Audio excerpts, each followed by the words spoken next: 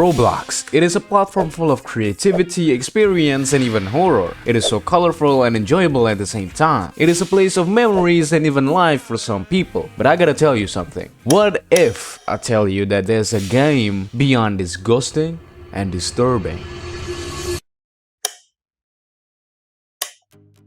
Well, in today's video, we'll be covering just that. Now, before I actually go to the actual game, I want you to imagine being at your own birthday party, enjoying the time of your life with your loved ones, your family, and your friends.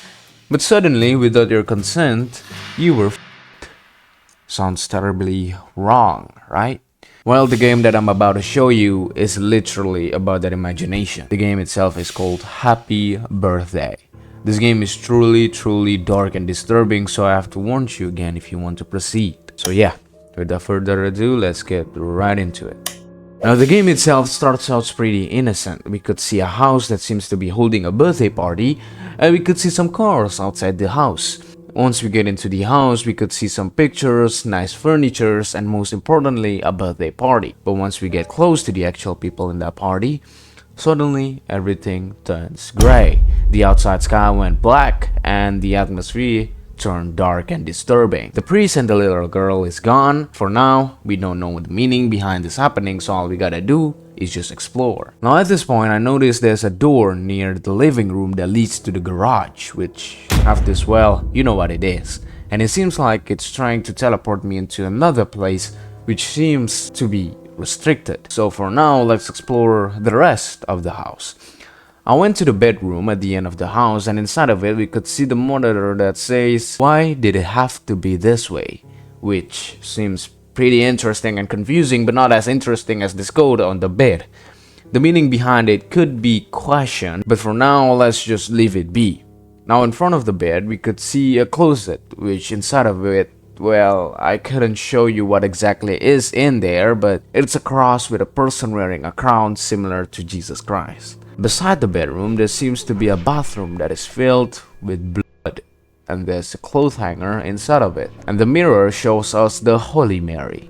When we go inside the bath, it seems like it's trying to teleport us too, but it is restricted, similar to the garage. Beside the bathroom, there's another bedroom, and when we open the door, it seems like there's a tall figure with an upside down cross in front of a girl crying.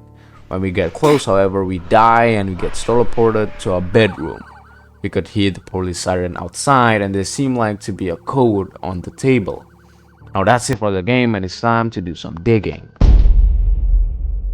So, do you guys remember the codes from the game? Well, each of the codes have its own meaning. The first one, which belongs to the bedroom beside the closet, it says, "I never liked him. I tried to tell my mom, but she said I was just being rude." The second one says, "He said they will never believe me, and I thought he was right, which is why I never said anything." And the last one says, "It may not have been the first time, but it was finally the last."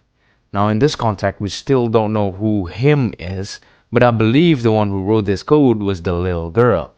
So let's move on to the next one. Now, the rope on the garage and the bathroom used to teleport us to a place called the worship and his home.